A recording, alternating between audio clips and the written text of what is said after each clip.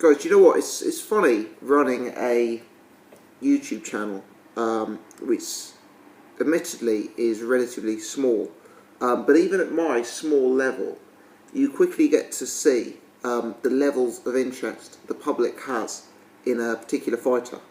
And even though the numbers of people who view my videos and view my channel are obviously comparatively very, very small compared to other outlets, the discrepancies between the amount of hits you get in different videos is fairly obvious. So if, for example, I were to do a video on Anthony Joshua, typically that video will get twice as many views on if I was to do a video on one of the other heavyweight contenders, let's put it that way. Now, this weekend I did 2 videos covering the fights that took place on the Floyd Mayweather card. I did one on Degale versus Badou Jack, and I did one on Gervonta Davis versus Jose Pedraza. And currently, and this will obviously change, but you know, right now, day after, the James Degale video, at the time of filming, has approximately 4 times as many views as the Gervonta Davis video. And that's not really a surprise to me. I guess a lot of the people who watch my channel are UK based. Degale is a UK based fighter. I put up the James Degale video slightly earlier, I suppose, which is another factor, which means it isn't a fully fair test. Gervonta Davis is obviously at a lighter weight class, which people tend to have far less interest in. So it's not perhaps a surprise. But what I do find interesting is in that James Degale video I did, I talked for nearly 15 minutes about the fight against Badou Jack, and I made one throwaway comment about Chris Eubanks Jr, who had taken to Twitter to call out James Degale off the back of it. And do you know what? A lot of the comments on that video, a lot of the messages I've had from Twitter and Facebook after the video have all related to that Chris Eubanks Jr mention in that video. And Chris Eubanks Jr is becoming one of these fighters, love him or hate him, you know, and I know a lot of people very much dislike his father, dislike the tactics his father's using, dislike the fact it's on pay-per-view, but this promotion is actively working. You know, whether it's the fact that they're now on ITV and on This Morning and Good Morning Britain or whatever it is, and you know, whether it's the high-profile beef that he's had with the promoters and the IFL TV interviews, whatever it is, maybe it's just the Eubank branding and the Eubank name, but Chris Eubanks Jr is turning into a massive name, and the results to that are clear, even when you run a channel as small as mine. So I did that video for 14 minutes, right? 14 or 15 minutes. Of that video, about 70% of it was discussing the Badou Jack fight. I then mentioned a potential fight between Degale Groves, Degale Frotz, Degale Calzaghe. You know, I was just throwing things out there. And I then mentioned Degale Eubank. And the mention of Degale Eubank probably equated to no more than 5% of the content of that video, if that. But the messages that I've got off the back of it have all asked for more thoughts on how I would see a potential fight between Degale and Eubank breaking down. And it's very telling. You know, we will see, a lot of people have been saying this Eubank pay-per-view does terrible pay-per-view numbers. Just from my very small insight into boxing, I think that's wrong. I suspect that this pay-per-view will do credible pay-per-view numbers, and I've changed my opinion on this, but the more time I think about it, the more I think that the numbers on this pay-per-view will actually be very credible, because for me, take Anthony Joshua out of it, I think Eubank Jr potentially is the biggest name in British boxing, and that is probably because of a number of factors: his father, his surname, his social media presence, you know, the way he fights stylistically, all the hype surrounding him. But if you take out Anthony Joshua, who are the biggest names in British boxing? Actually, no. Amir Khan, I'd say, is a bigger name than Chris Eubanks Jr. So Joshua, then Amir Khan. But, you know, Tyson Fury, Kell Brook, Carl Frampton, these are guys on a similar sort of level. You know, this is like, if you look, this is the tier below Khan and Joshua. But for me, Eubank Jr is leading the charge out of that group. And I'd say that in terms of profile, he's someone who generates more interest, more hype, more entertainment than most. And I think people who say that this pay-per-view is not going to do any buys are perhaps ignoring the commercial value of the Eubanks. And as I say, I'm seeing that even on a channel like myself. And what's interesting is that my viewers are obviously hardcore boxing fans. The real casual boxing fans who just tune in to watch the Anthony Joshua fights probably are not scouring YouTube for random videos, some bloke with the wallpapers chucked up online. So it's probably, one could deduce it's the boxing hardcore who come online to watch my channel. And even if that boxing hardcore are the ones talking about Eubank and making comments about Eubank and sending me messages about Eubank, that's kind of telling me that to the casual fan, to the football fan who tunes into boxing once every 6 months, their interest in Eubank is surely going to be even stronger. So let's talk about it. Let's talk about Eubank versus Degale. This is from the official and verified Twitter of Chris Eubanks Jr. So Chris Eubanks Jr. tweeted out, "After I become IBO super middleweight world champion on Feb 4th, I'm coming for James Degale. # taking all the belts." He then sent out another one saying, "Degale, I'm coming for the rest of those teeth too." And just for your information, that tweet, "Degale, I'm coming for the rest of your teeth, those teeth too," retweeted 1,282 times and favorited 1,843 times. That's within 1 day of it being sent out. And that's kind of giving you some idea as to the levels of interest that Eubanks Jr. is generating. Anyway, let's talk about the fight. That's a fight that I've long wanted to see. For me, they're two very engaging characters, two stylistically very entertaining fighters. And hardcore fans will know that this beef goes back to when they were both working with Mick Hennessy on Channel 5. And even then, on this channel, and I remember doing a collab with Ultratech Sports where we discussed it at length, I talked about how I believe that fight could slowly gel and develop into one of the mega fights in British boxing. And I severely think that is certainly going to be the case.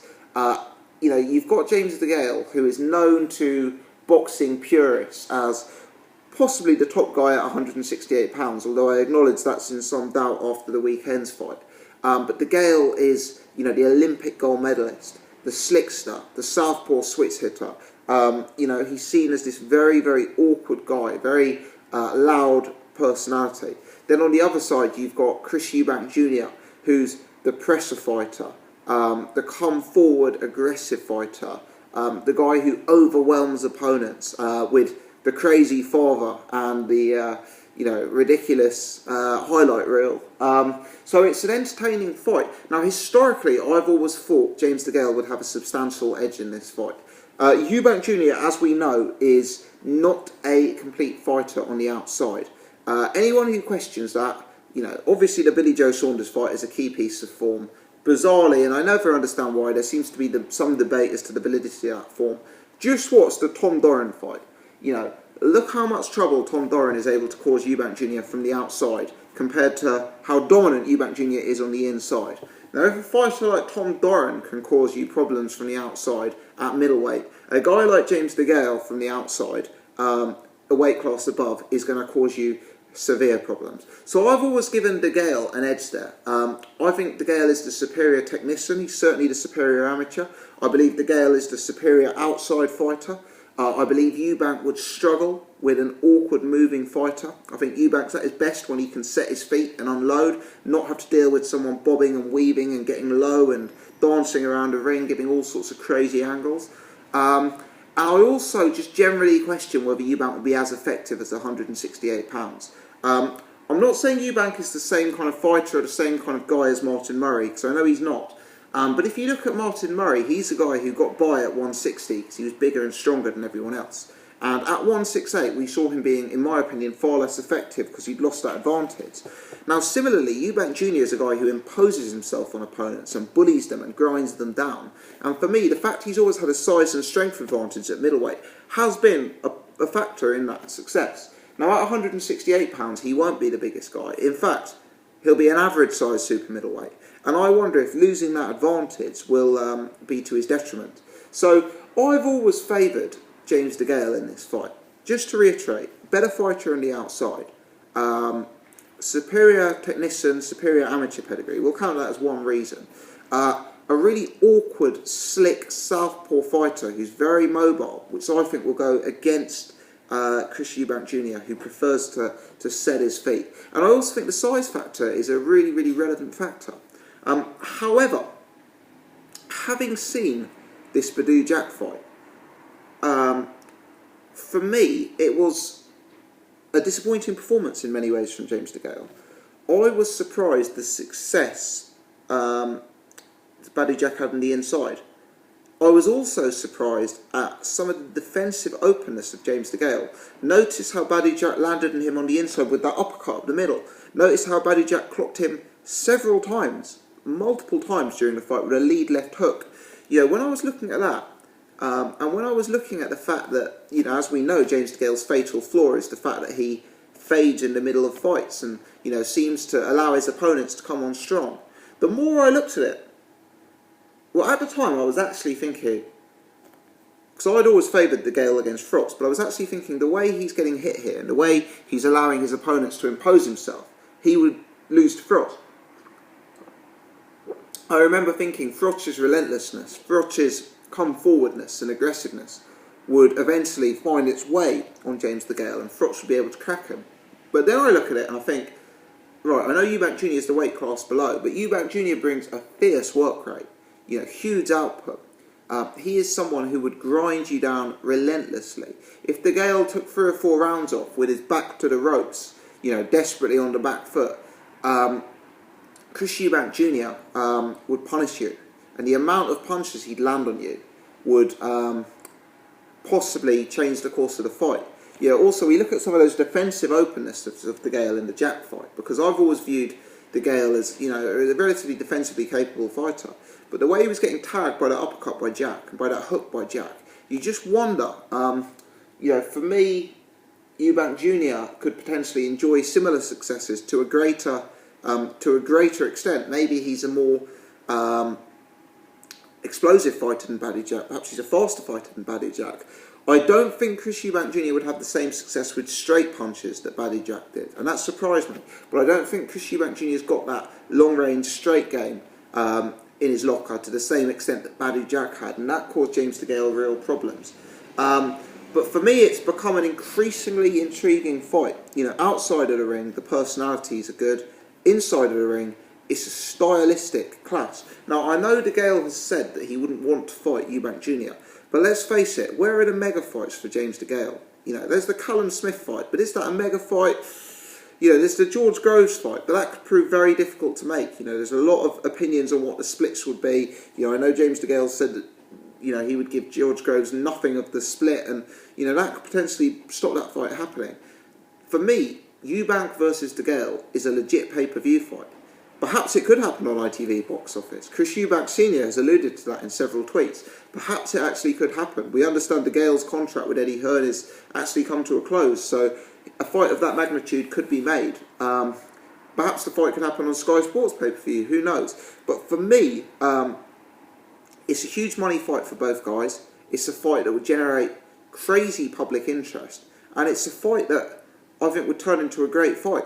And you could actually give Eubanks Jr a very tangible chance of winning the fight, having seen how Degale performed against Badou-Jack. You know, some of the successes that Badou-Jack enjoyed against James Degale, I think Eubank could be mirrored. If you put a gun to my head, I'd still say 60-40 in favour of Degale. I think Degale would be able to take Eubanks Jr to school for certain rounds from the outside, and I think the size advantage, and specifically the fact that Eubanks Jr wouldn't enjoy a size advantage like he has for the majority of his career, would be really, really relevant.